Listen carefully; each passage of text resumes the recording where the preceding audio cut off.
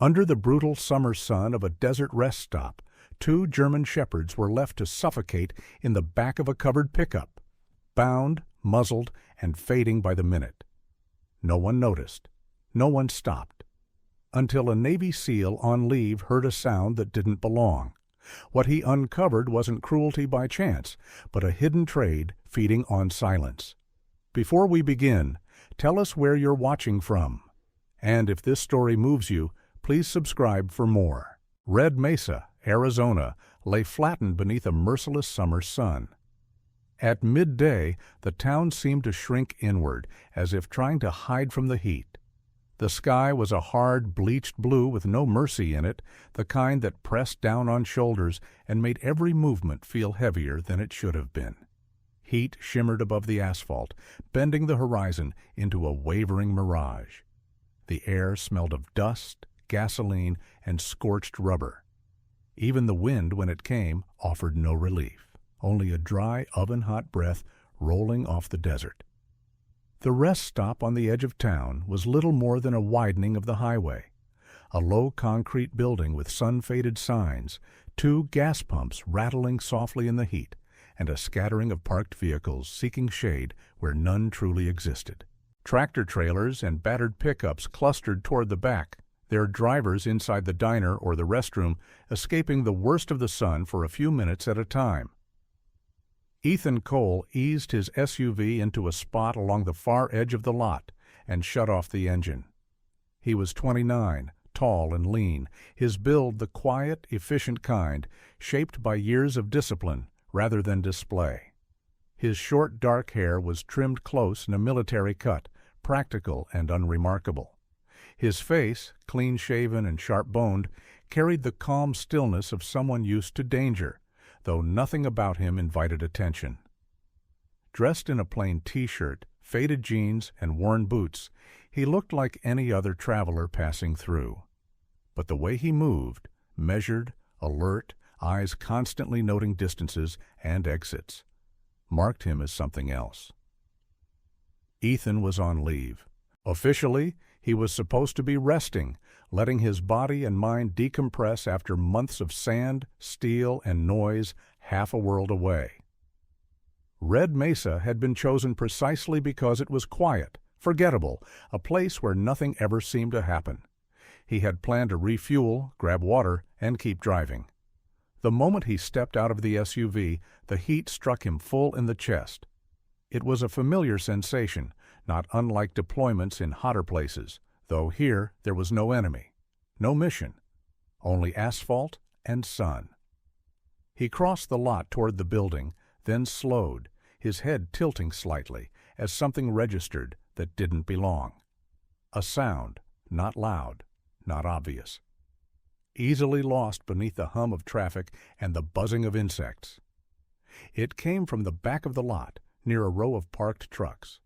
A strained, wet sound, like air being dragged through a narrowing passage. Then again, shorter this time, followed by something faint and irregular. A scraping, claws maybe. Weak. Ethan stopped walking. Years of training took over without conscious thought. His posture changed, shoulders settling, muscles loose but ready. He turned and scanned the lot. Most people were inside. A lone station employee leaned against the front wall near the pumps, staring down at his phone, oblivious to everything beyond the screen. No one else seemed to notice the sound at all. Ethan angled toward the rear of the rest stop. The heat back there was worse. No awning, no breeze. A few pickup trucks sat parked crookedly, their paint blistered and dull.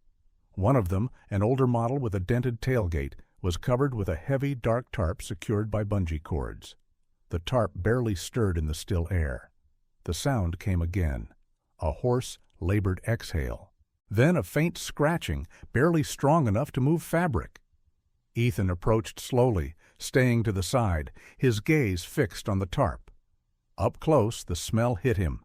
Hot metal, stale sweat, and something else underneath. Something organic. Alive. He reached out and hooked 2 fingers beneath the edge of the tarp, lifting it just enough to see.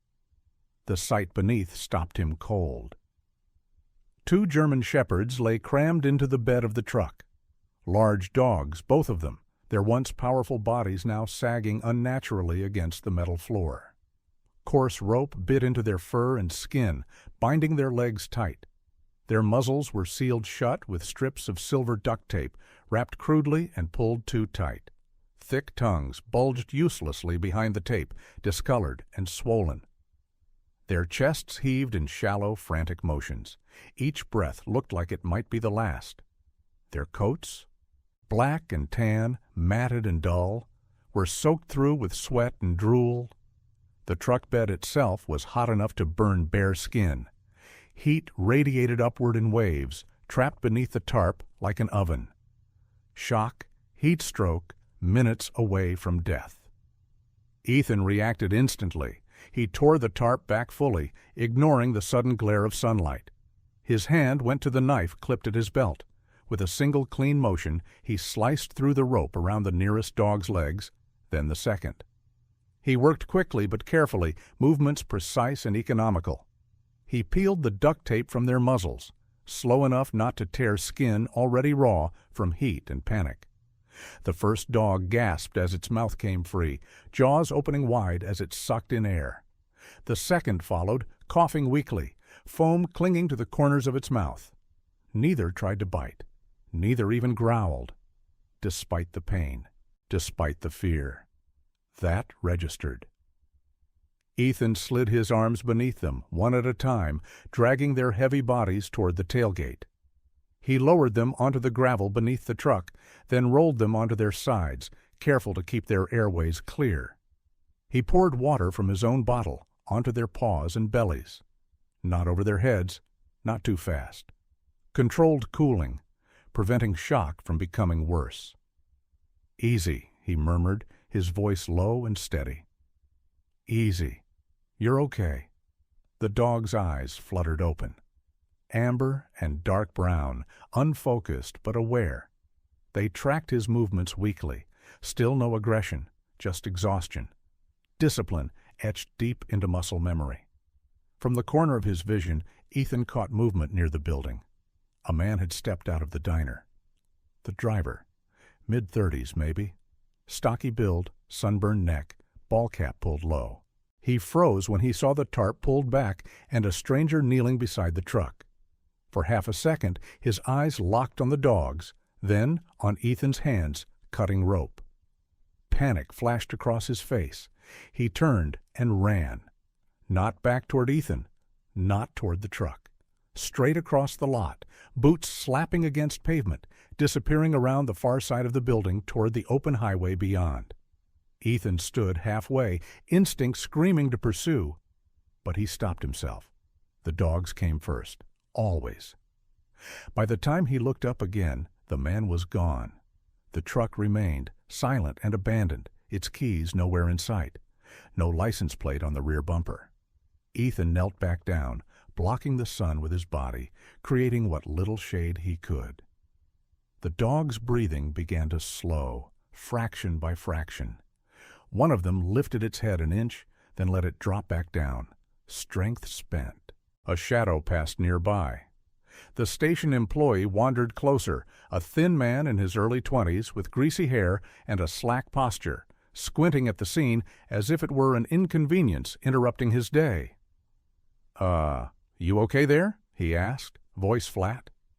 Ethan looked up at him, eyes sharp. "Call animal control, or a vet, now." The man hesitated, glanced back toward the pumps, then shrugged. "Yeah, I guess. Weird stuff happens out here." He turned away, already losing interest. Ethan watched him go, jaw tightening. He looked back down at the dogs. Even now, even half-conscious, they tried to adjust themselves, aligning their bodies with his, responding to his presence as if awaiting instruction.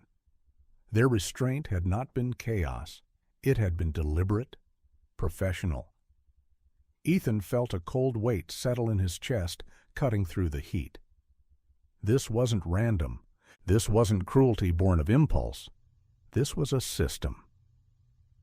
He rested a hand lightly against one dog's shoulder, feeling the rapid, uneven heartbeat beneath the fur. The dog's eyes met his, steady despite everything. Ethan exhaled slowly. "This isn't the first time," he said quietly, more to himself than to them. "And it won't be the last, not if nobody stops it." Above them, the sun burned on, indifferent. Traffic roared past on the highway, carrying people who would never know how close two lives had come to ending beneath a tarp in a forgotten corner of Red Mesa. And somewhere down the road, a man was already running. The veterinary clinic sat at the edge of Red Mesa, a low stucco building with peeling white paint and a sun-faded sign that read, "Moreno Animal Care." Heat radiated from the gravel parking lot, but inside the air was cooler, heavy with the familiar sense of antiseptic, fur, and quiet tension. The hum of an old ceiling fan pushed the warmth into slow circles, barely enough to keep the space comfortable. Ethan Cole carried the first German Shepherd through the door with practiced care, one arm braced under the dog's chest, the other supporting its hindquarters.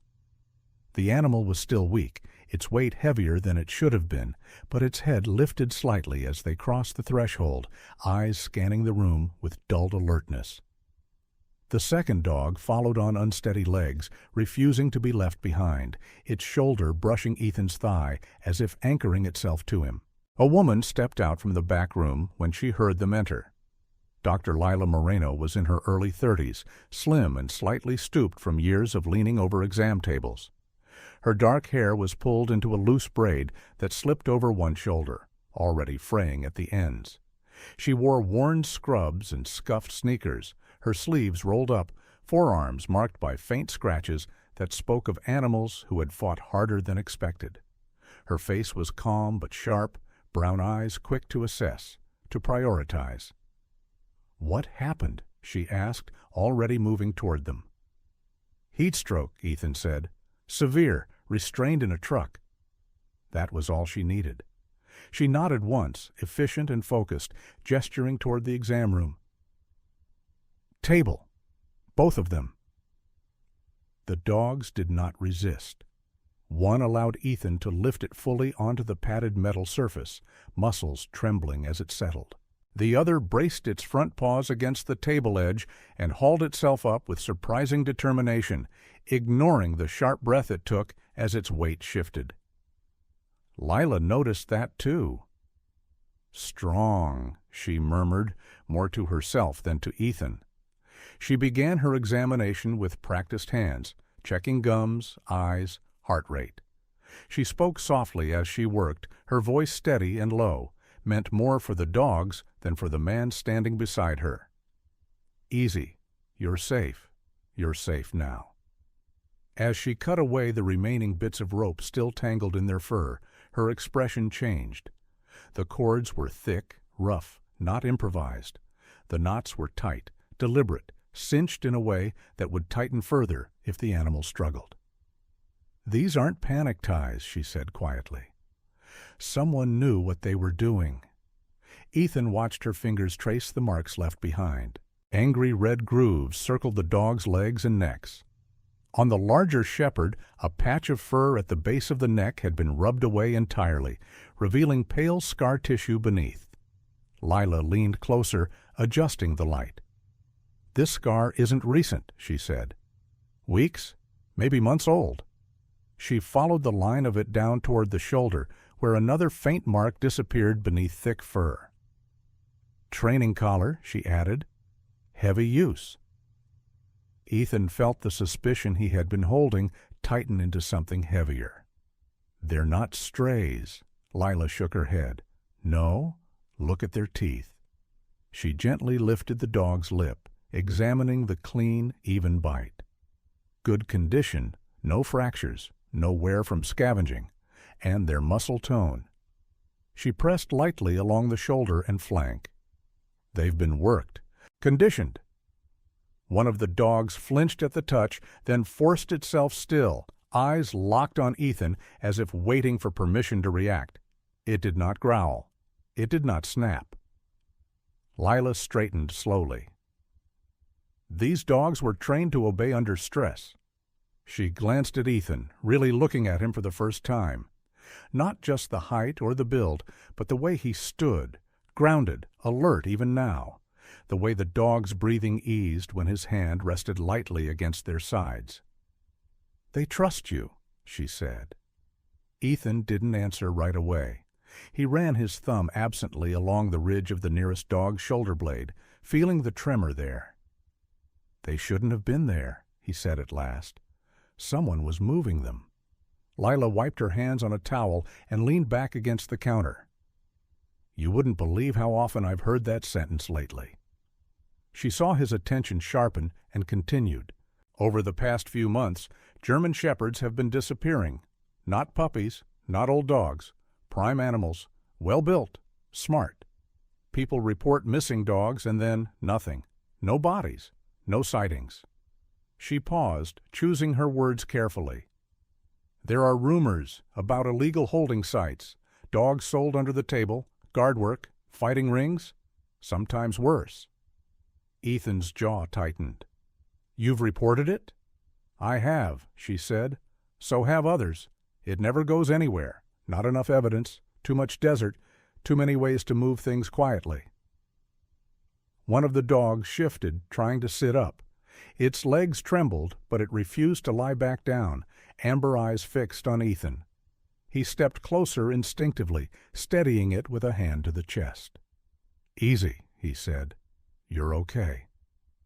The dog leaned into him, a deep, silent pressure that carried more meaning than desperation alone. Lila watched the exchange, something thoughtful settling into her expression. "Most dogs in shock lash out," she said, "or shut down completely. These two are present." "They're disciplined," Ethan replied.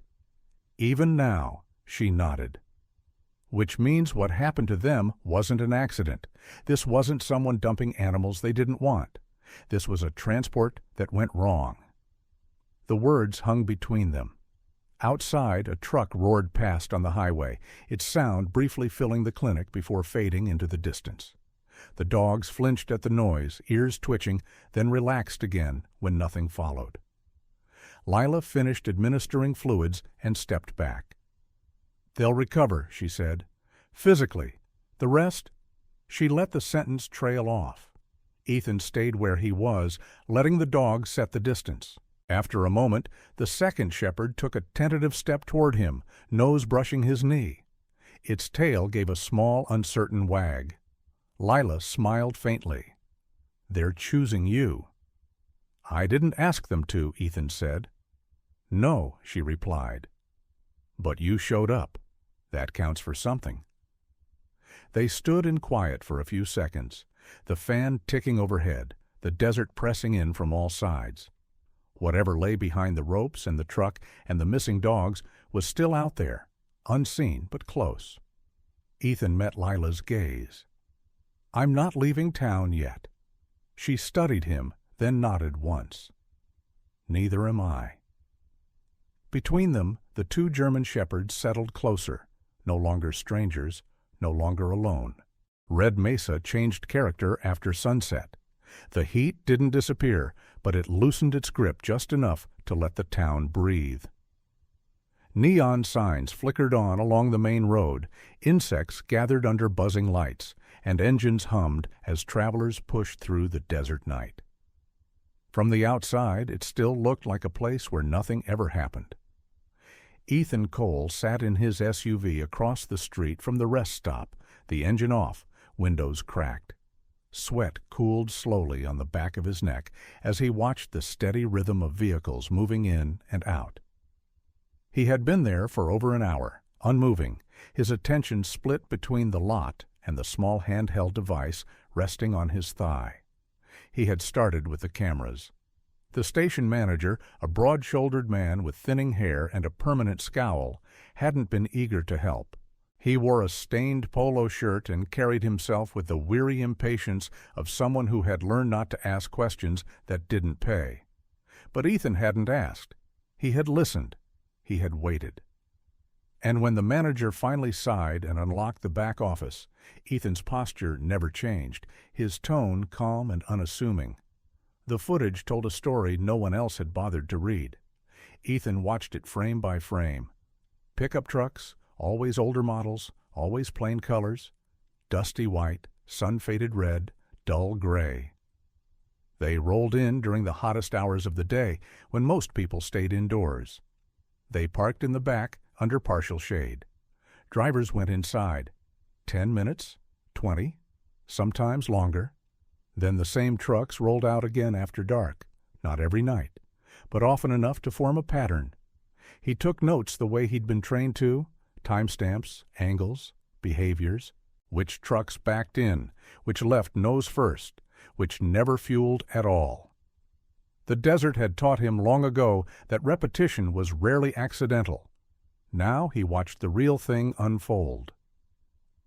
A white pickup pulled into the lot and eased into a space near the back fence. Its engine idled, then shut off. A man stepped out, glancing around before heading toward the building.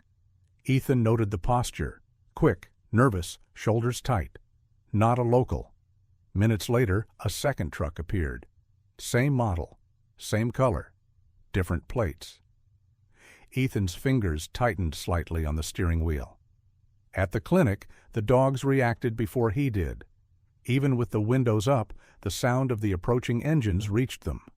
The larger shepherd lifted his head abruptly, ears snapping forward, body tensing as if a wire had been pulled tight inside him. The second dog pressed closer to Ethan's leg, muscles rigid, breathing quickening. "Hey," Ethan said quietly, resting a hand against the dog's chest. "You're all right." The rumble of diesel engines deepened. Tires crunched on gravel. The dog's reactions sharpened. One let out a low, involuntary whine, cut short as if corrected by instinct. Their eyes darted toward the sound, then back to Ethan, conflicted. Dr. Lila Moreno stood near the counter, watching closely. The overhead light caught the faint lines of worry around her eyes. She set aside the clipboard she'd been holding and moved closer, careful not to crowd them. "That sound," she said softly. "They've heard it before." Ethan nodded. "It's a trigger." He guided the dogs toward a quieter room, away from the windows, lowering his voice until it was barely above a breath. Slowly, their breathing eased, though the tension never fully left their bodies. Lila folded her arms, her expression tight. "That reaction isn't fear alone," she said. "It's memory." She pulled up a chair and sat, the worn metal legs scraping lightly against the floor. "I've logged injuries like theirs before, rope burns, bruising from confined spaces, stress fractures from prolonged restraint." She looked at Ethan. "The reports never connect. Different owners, different dates, same breed." Outside, the trucks rolled away. Ethan returned to the SUV once the lot emptied, his resolve settling into something heavier than suspicion. He wasn't chasing a hunch anymore. He was mapping behavior. Later that night, he sat across from the Red Mesa Police Department, the building small and dimly lit, its brick facade cracked from decades of sun. Inside, the air smelled of old coffee and paper. A single officer leaned back in a chair near the front desk, boots propped on a filing cabinet. Officer Tom Renshaw looked every bit the man his name suggested. Mid-40s, thick around the waist, sandy hair receding beneath a perpetual 5 o'clock shadow. His uniform shirt strained slightly at the buttons, his badge dulled by years of neglect. He eyed Ethan with mild curiosity and no urgency at all. "Dogs?" Renshaw said, flipping through a thin file. "We get calls like that all the time. Folks let 'em roam. Somebody takes 'em. Happens." "These weren't roaming," Ethan replied evenly. "They were restrained, transported." Renshaw shrugged. "Still theft. Low priority." "You've got a pattern," Ethan said. "Same vehicles, same timing." Renshaw closed the file with a soft thud. "You got plates?" "Not yet." "Then you got nothing." He stood, stretching, clearly finished. "Appreciate the concern, but we're short-staffed. Bigger problems." Ethan watched him go, jaw tight but expression unreadable. Back at the clinic, Lila spread out her notes across the exam table. Dates, locations, photos of injuries, each one stamped and documented. She moved with quiet determination, her braids slipping loose as she leaned closer. "They don't see it because they're not looking," she said. "Or because it's easier not to." Ethan traced a line between two reports with his finger. "These stops," he said, "they line up with highway access points, same as the rest stop." Lila's eyes flicked up. "You think they're staging?" "They're timing," Ethan corrected. "Heat keeps people away. Darkness keeps them hidden." He straightened, decision settling in his posture. "I'm staying." Lila didn't ask what that meant. She simply nodded. "So am I." Across the room, the dogs lay near the doorway, watching. When Ethan stood, both lifted their heads. When he moved toward the door, they followed, steps hesitant but purposeful, tails low but steady. Outside, the desert night stretched on, indifferent and vast. Somewhere beyond the edge of town, engines rumbled again, carrying cargo no one wanted to acknowledge. Ethan paused, hand resting briefly against one dog's shoulder. "Not much longer," he murmured. The dog leaned into him, silent and certain. The building squatted at the edge of nowhere, a long, low structure crouched against the desert like something ashamed of being seen.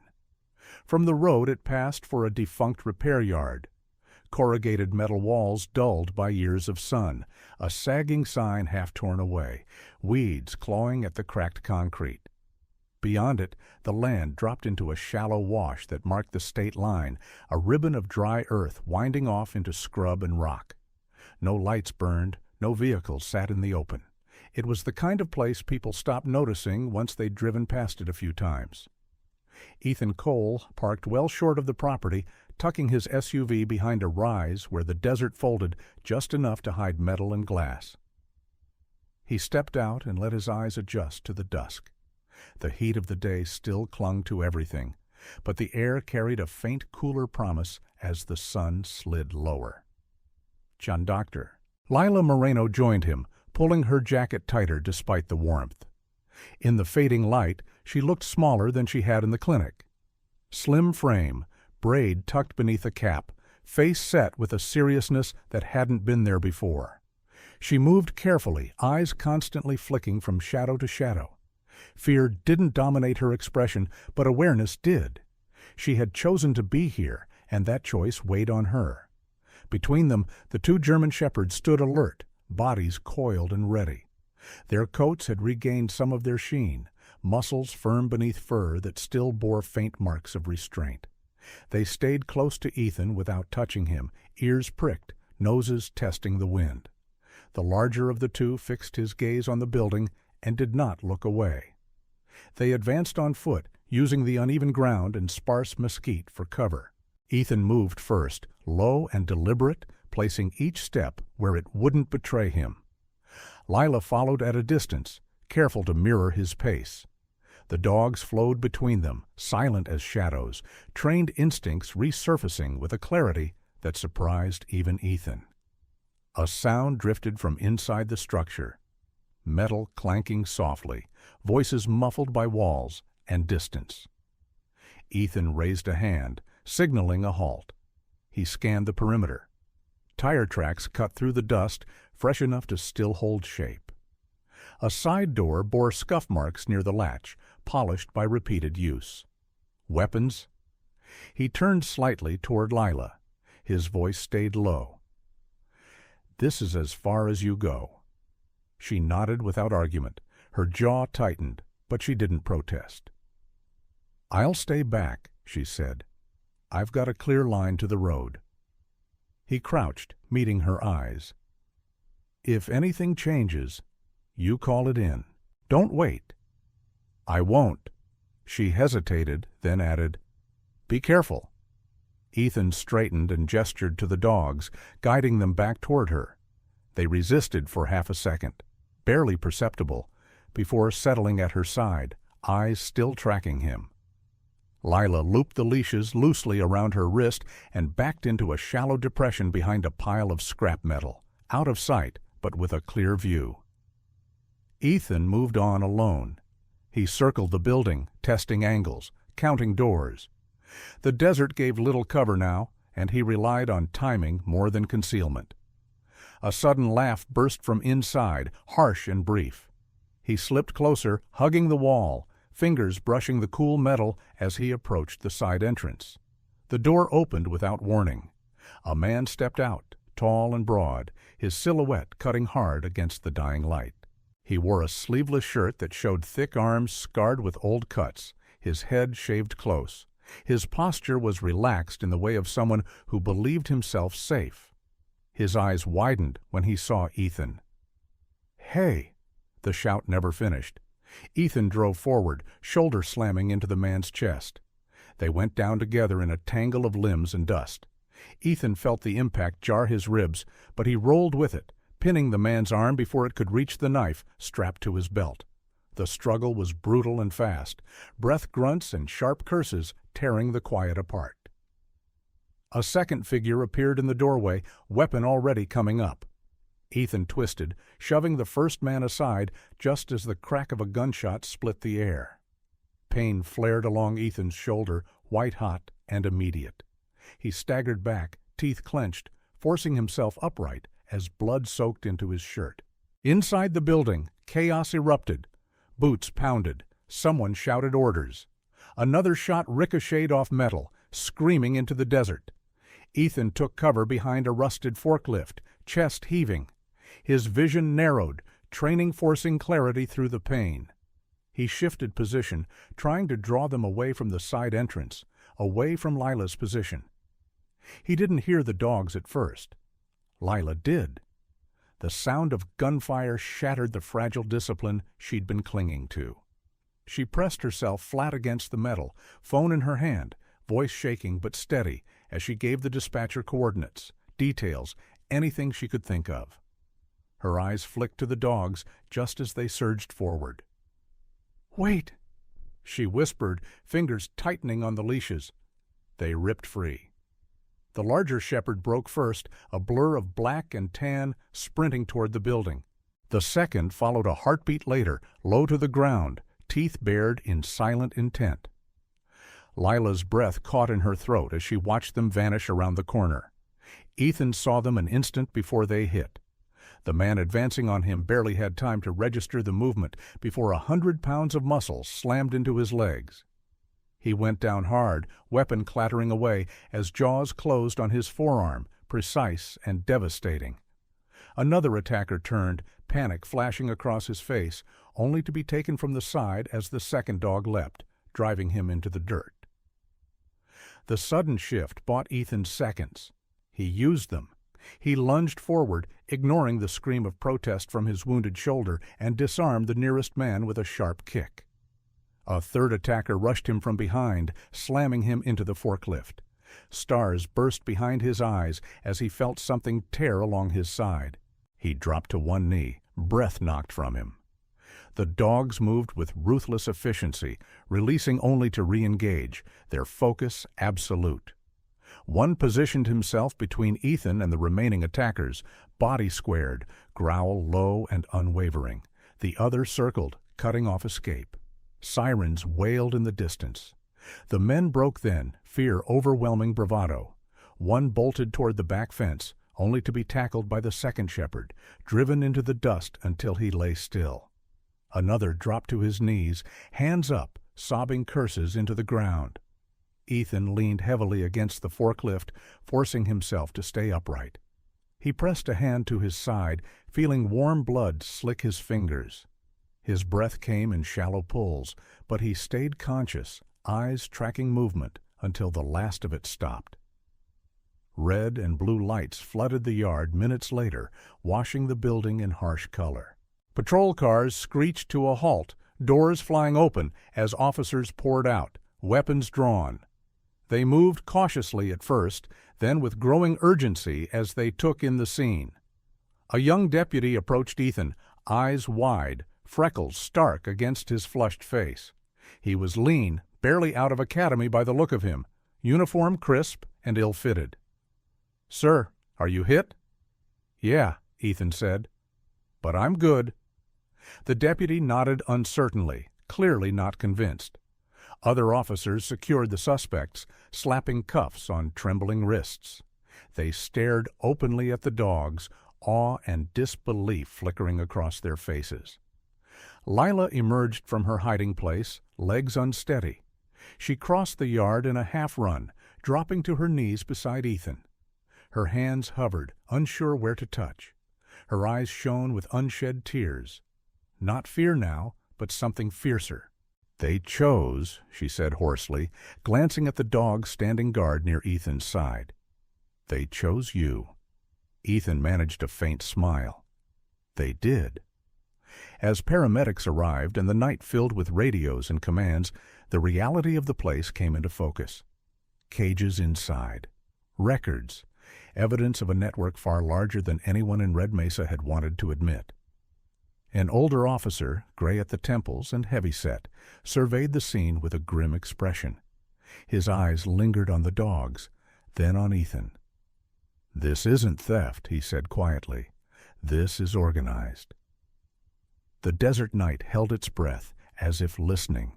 Morning arrived quietly over Red Mesa, the kind of desert dawn that felt almost apologetic after violence. Pale sunlight spilled across the low hills, softening the sharp edges of rock and scrub. The air was already warming, carrying the scent of dust and creosote, but for a brief hour the heat held back, allowing the town to breathe. By mid-morning, the repair yard no longer belonged to shadows. Yellow tape stretched across the entrance, fluttering lazily in the rising breeze. Patrol cars sat idling nearby, their doors open, radios murmuring constant updates. Inside the building, the chaos of the night before had been replaced by methodical order. Evidence markers dotted the concrete floor. Stacked cages stood empty now, doors hanging open like broken jaws. Clipboards passed from hand to hand as officers cataloged what had once been hidden in plain sight. The network unraveled faster than anyone expected. Phones seized from the suspects rang nonstop. Names surfaced, routes were traced across county lines and into neighboring states. For the first time, the disappearances weren't isolated incidents anymore. They were connected points in a single, ugly line. What Red Mesa had dismissed as petty theft was recognized for what it truly was: a coordinated operation built on silence, convenience, and the assumption that no one would care enough to look closely. Ethan Cole sat on the back step of an ambulance parked just beyond the tape, his injured shoulder wrapped and immobilized. The medic had insisted he stay seated, though Ethan's posture remained upright, alert. His face was pale beneath the tan, jaw tight as he flexed his fingers, testing what still worked and what protested. Near him, the two German shepherds lay in the shade cast by the vehicle, bodies relaxed for the first time since their rescue. One rested its head on its paws, eyes half-lidded but watchful. The other lay closer to Ethan, flank rising and falling in slow, even breaths. A small smear of dried blood marked the fur near its mouth. Someone else's, not its own.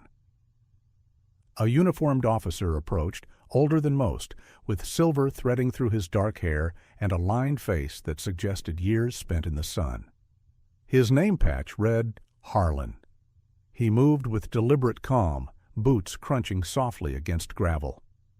"We've contacted a K-9 training unit out of Phoenix," Harlan said. "They've been missing one of their dogs for a while." "Serial markings match." Ethan nodded. He did well. Harlan glanced at the shepherds.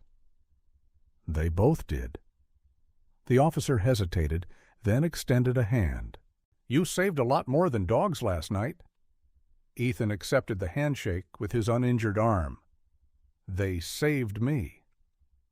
Later that afternoon, a dark transport van rolled into the lot, its sides marked with official insignia.